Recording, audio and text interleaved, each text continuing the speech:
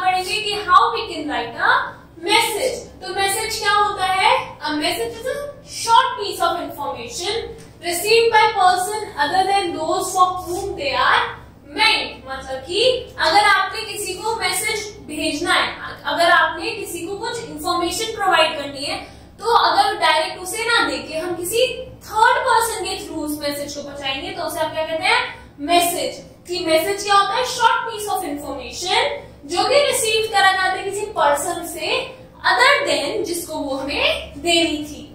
Messages may be received orally or in a written form which is to be passed on to individual they are meant for। मतलब या तो हम बोल के कि मैंने अपने फ्रेंड को बोला कि अपने फ्रेंड से बोल दो कुछ बात, तो हम क्या डायरेक्ट नहीं बोल रहे, या फिर मैंने टीचर से कुछ बोला, वो टीचर जाके हमारा जो मैसेज हो किसे देखिए प्रिंसिपल को पहुंचा रहे हैं, तो ये क्या हुआ? मैसेज मेरी तरफ से प्रिंसिपल को। तो राइट अब कुछ पॉइंट्स होते हैं जो कि हमें रिमेम्बर रखने होते हैं while writing a message। First is write the name of the person for whom the message is intended। मतलब कि अब अगर हम नाम ही नहीं लिखेंगे कि हमें किसको मैसेज पहुंचाना है तो वो पहुंच ही नहीं पाएगा। तो सबसे मोस्ट इंपॉर्टेंट क्या होता है? टू राइट द नेम कि जिसे हम मैसेज पहुंचाना है। Write the date time of receipt of the message at the top. Then write the name of the person writing the message at the bottom.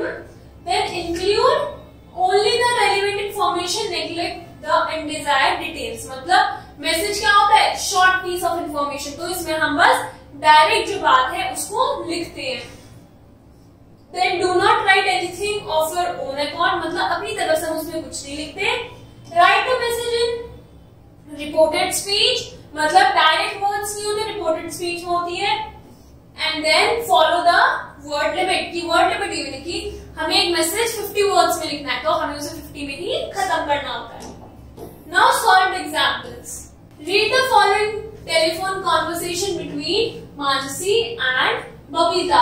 Write the message for Ankita who is not present at home। तो अब किसके बीच में conversation हो रही है? Mansi and Babita में। अब इनके बीच में कॉन्वर्सेशन हो रही है बट मैसेज पहुंचाना किसको है? अंकिता को। तो ये हमारा क्या था? कॉन्वर्सेशन। अब इसका मैसेज क्या बना हमारा? हमने सबसे पहले लिखा डेट, देन टाइम, उसके बाद में दीदी। Manashi rang up the informed that the notes of physics are ready। अब सबसे पहले हमने क्या लिखा कि कॉल किसने करा था? मनसी ने। अब क्या क्यों करा था? क्योंकि नोट्स जो है फिजिक्स के वो क्या है? रेडी है। She wants you to collect them from her house. Last में अपना नाम क्या? बबीता। तो this is the message, short piece of information. The next topic is conversation between you are Rajni or Rajat। Kundan, a friend of your brother Aman, has rang up।